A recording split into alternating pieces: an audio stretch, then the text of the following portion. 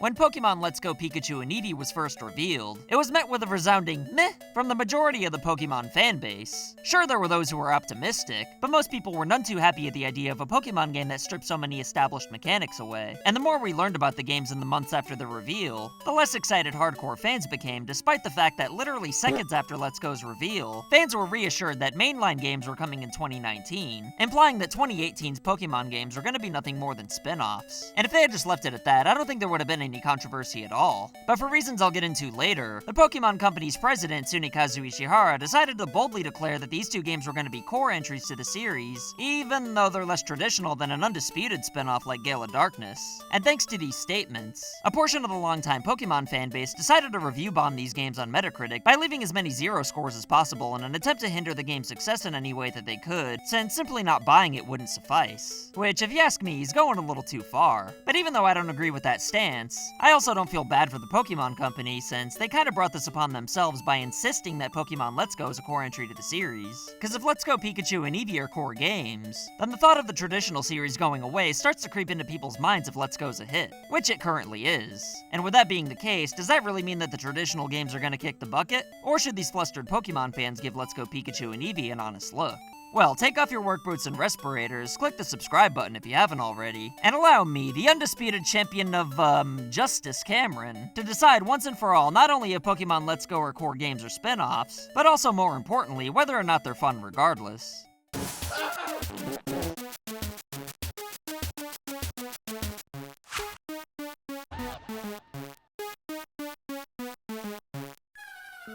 Before I talk about the actual game, first we need to declare once and for all whether or not Pokemon Let's Go are core games or not. And according to me, some random asshole on the internet with a small peep, the definitive answer is yes and no. I mean, yes, because the Pokemon president Tsunekazu Michinoku himself said they're core games, so you can't really tell him they're not. But also no, because Pokemon can no longer hold items, nor do they have special abilities. 651 Pokemon are missing, there's no breeding, you can't use Pokemon Bank, And every time I drive down the road, I want to jerk the wheel into a goddamn bridge abutment. and most importantly of all, walking into walls no longer makes that classic noise it's been in every other game in the series. So how do you explain that, Mr. President? Plus, there's probably many other reasons why the game isn't core that I'm forgetting about, like, oh, I don't know. Maybe the fact that you can't friggin' battle wild Pokemon to catch them. Instead, catching Pokemon's done exactly the same way as it is in Pokemon Go, even with the exact same berries and everything. Don't get me wrong though, I'm one of the only people who will admit that I actually still play and even enjoy Pokemon Go. I'll admit it.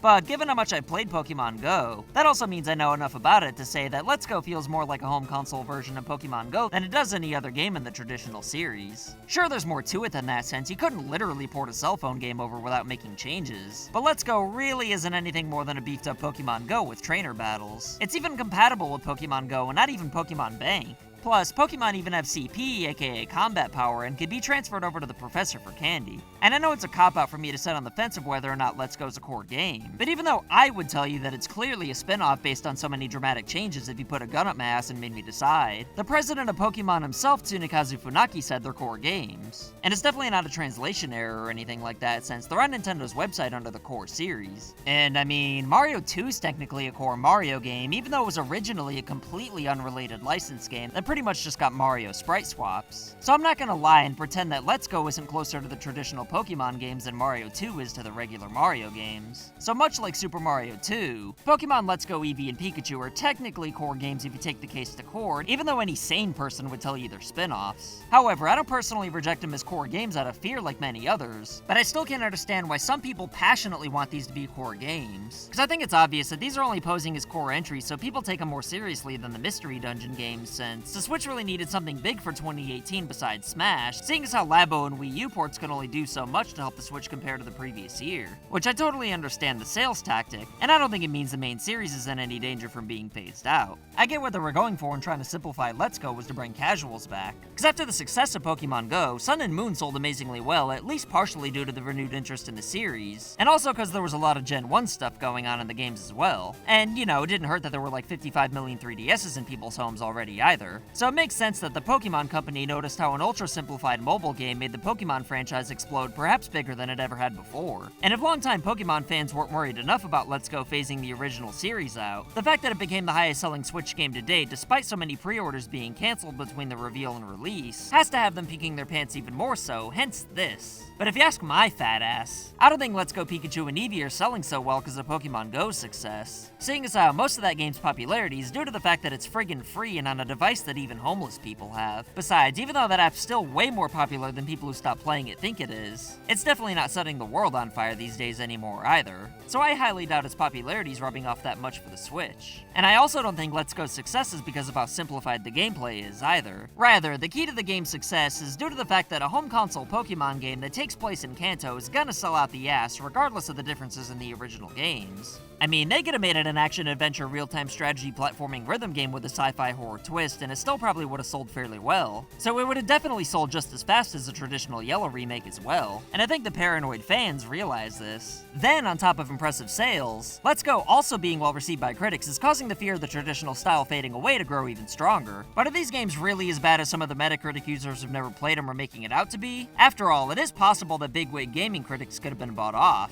which means that it's up to me to determine whether or not Let's Go Pikachu and Eevee are actually good. Because I can assure you right now that as a YouTuber who constantly shows gameplay from this Pokemon game, Nintendo's never gonna pay me shit even if I could be bought off. So with that being said, I can tell you that after putting a lot of time into the game, I think it's pretty good. I mean, the graphics are pretty much the same as Sun and Moon on the 3DS, which supports the theory that the games were clearly rushed to beef 2018 up. But like I say all the time in other videos, graphics in 2018 are at worst still just fine, and I stand by that philosophy here as well. Don't get me wrong, I'd much prefer the Switch's hardware be better utilized, but even though it still loses brownie points for being lazy, I can't honestly say that it makes the game worse since the graphics still have a unique style, and I wouldn't say that it looks bad. I mean, it's pretty cool to see cutscenes and memorable moments from the original games after all, so I could let the 3DS graphics slide. And you can't really say too much about the music since all they had to do was recreate the tracks that already exist. And, well, they did a good job at that, which is exactly what should have been done. But as far as the actual gameplay itself goes, playing with your starter and touching its danger zone's cute as hell, and even though something similar has been done before,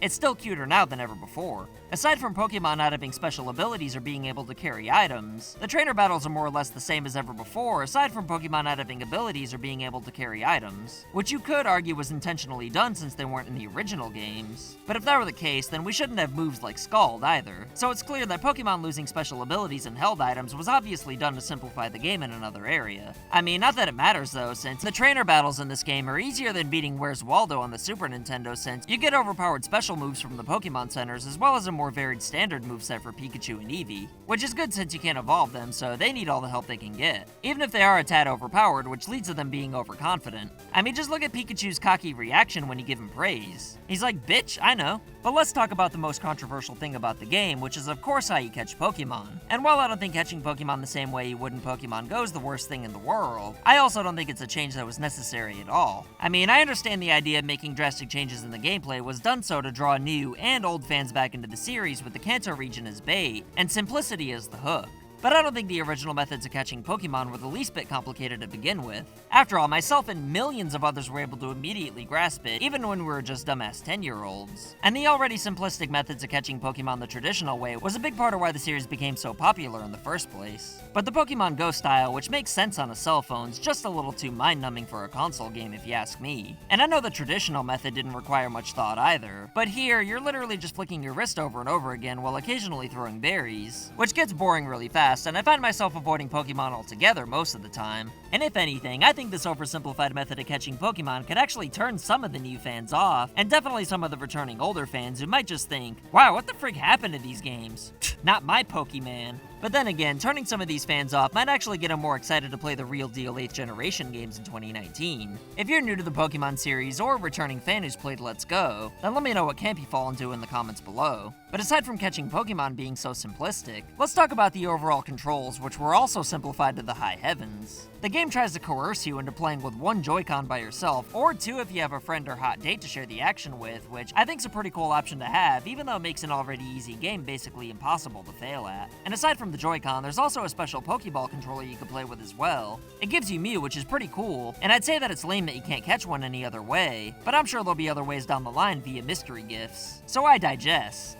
The Pokeball controller also lights up when you're catching Pokemon, and if you're successful, you can hear the Pokemon inside the ball, which is a really nice touch.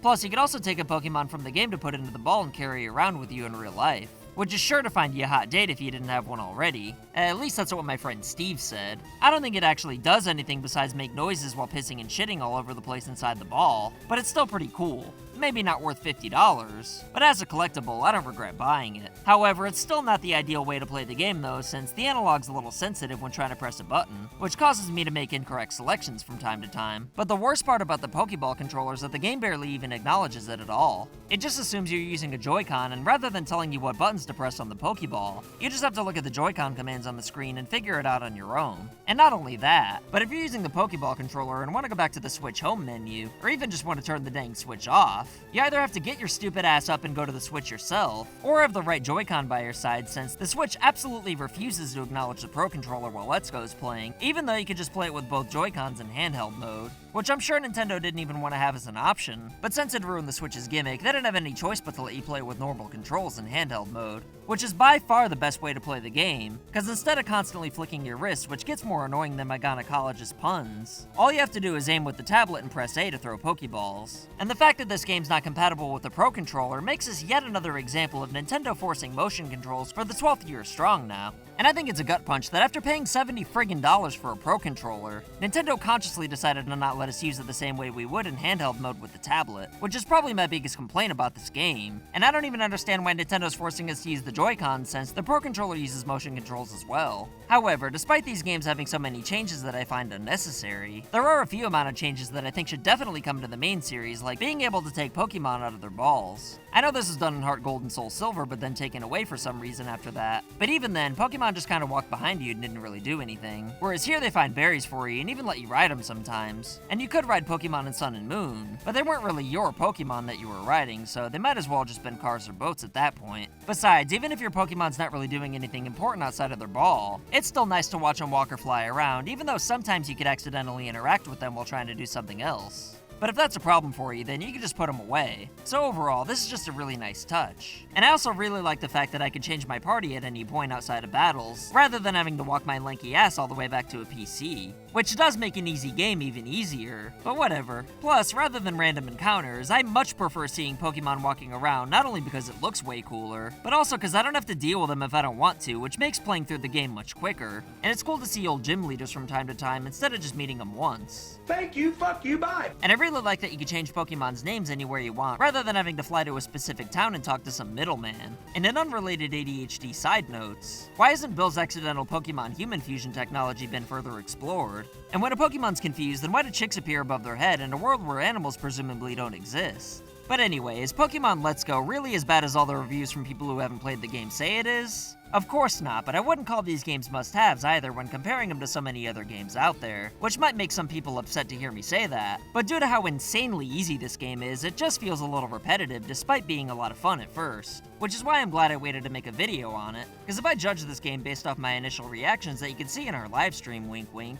then I'd have given it way more praise than I should have, because the game greatly exceeded my low expectations. And in all the times that I've talked about this game before, I've never once said that I thought it'd be bad. But it's still better than I thought it'd be, because rather than completely feeling like a rushed cash grab meant to beef 2018 up a little more and hold us over till the next real games in the series, it also felt like a game that had a lot of love and care put into it as well. And if you're gonna try something different, then you should at least fully commit to it, which is what Game Freak did here. And even though I love and prefer the traditional series, I'll be like the 5th or 6th person to tell you that it definitely needs some freshening up, albeit in a different way than Let's Go. Which is really the worst thing about these games trying something different, because now the 8th gen games have no choice but to stick to the old formula to settle fans down who are afraid that Let's Go is going to phase the traditional games out, which I don't think will happen, but I also don't want Let's Go to fade away either, because despite my complaints, it's still a great hold-me-over game for fans of the series who aren't paranoid, and it really isn't necessarily a bad place for newcomers to start either. It seems easy to make, and if that's the case, then I wouldn't mind seeing other Pokemon generations being remade in the same style, as long as there are a few changes made to the complaints I addressed anyway. And even though I personally don't consider Let's Go to be core games. I do consider them to be a separate franchise that can certainly coexist. And despite my gripes, I thought this was a good first entry to a new promising series. And I'll even go one step further and say that if they ever make a Switch Classic Edition, that these games should certainly make the cut with whatever traditional games the Switch gets as well. And even though it's certainly understandable why some people would raise hell, I don't think it's necessary since we definitely have 8th generation games coming, and surely they won't be the last. If Let's Go's mechanics somehow phase the traditional series out though, then believe me, I'll march my mustard ass to Nintendo HQ and give them a piece of my ass right there next to the people who were review bombing Pokemon Let's Go. Until then though, let's reserve the hell raising for when companies really frig things up. Oh, and if you need a score, then I give this game an 8 out of 11. But if you want to make cameos in our videos and look like a badass, then buy an FUgameCrue shirt and send us a picture of you flaunting it however you'd like. What do you think about Pokemon Let's Go Eevee and Pikachu, though? Are these the worst games in the history of humankind, not even worthy of a 1 out of 10? Or did you enjoy them? Either way, let me know what you think in the comments below, and as always, I'll pin whatever I find most entertaining or intriguing. And FYI, I do repin comments in old videos, so keep them coming. Don't forget to press the subscribe button if you're a super ultra mecha Godzilla badass who likes being pandered to and end slates. Thanks to all the badasses who support us on Patreon for silly rewards. And if you'd like and share this video to help this channel grow, then it'd really help me feed my many illegitimate fathers. My name's Cameron, and I'll see you next time. So I want to say thank you to your loyalty, thank you for your support.